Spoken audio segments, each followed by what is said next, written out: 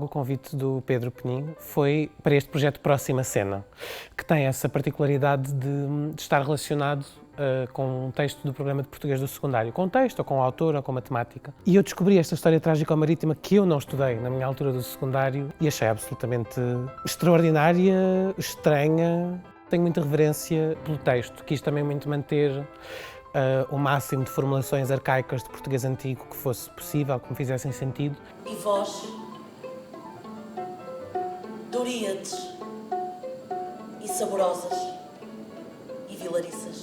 O próprio processo de dramaturgia foi, de alguma forma, uma viagem atribulada. Comecei com os 5 relatos da versão do Plano Nacional de Leitura, fui encontrar uma versão mais completa dos 12 relatos de naufrágios que eram originalmente compilados nesta história trágico-marítima e, a partir daí, comecei desde logo a entrar por tudo o que eram as minhas fantasias de infância e de adolescência de viagens marítimas.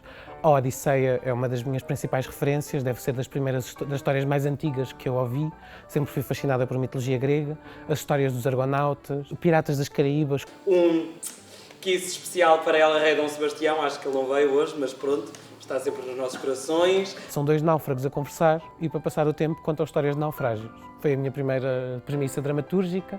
Entretanto, entrou os Lusíadas e acabei por construir a estrutura da peça por cima, decalcada livremente, se quisermos, por cima da estrutura dos Lusíadas. Apeteceu-me então a misturar tudo e ver tudo isto.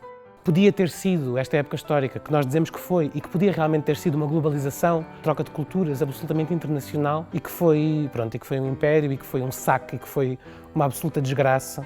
Porque não descobrimos nada, só lá chegamos e nem olá bom dia, tomamos tudo de todo lado, até as pessoas. Eu quero contar isto tudo, ou seja, é muito poético e quero que toda a gente saiba os grandes feitos dos portugueses. E ele interrompe-me e de repente temos este choque que é, e eu quero muito falar sobre umas coisas e estou mesmo contente de falar nisto, mas ele diz, isto não é nada importante, temos a contar as outras coisas.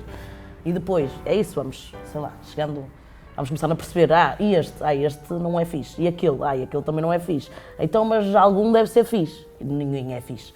Nesta tentativa de contar às pessoas, precisamos a perceber para lá, mas então se formos buscar as grandes figuras históricas responsáveis pelos descobrimentos, percebemos que não são nada fixes e que são responsáveis por imensas atrocidades. Eu não sei quanto a ti, mas no meu caso deve ter sido um bocado isso no meu percurso escolar, para depois começar assim a crescer e a perceber, espera lá, afinal não era assim tanto como me tinham contado na escola. As que dizem o que ninguém quer ouvir. As das verdades inconvenientes. Essas. Ainda não aprendemos a olhar para a nossa história, continuamos a repetir os mesmos lugares comuns, mas já não vamos fazer história, já não vamos ler as fontes, já não vamos ver realmente o que é que aconteceu. E até aconteceram algumas das coisas que dizemos que aconteceram, mas há tantas das quais não falamos que se calhar teriam igual relevância. A história, essa disciplina humana que nós construímos e a partir da qual também criamos uma ilusão do que foi o passado, precisa de alguma desconstrução, sobretudo, mais do que um mecanismo destrutivo, para alguma reconstrução.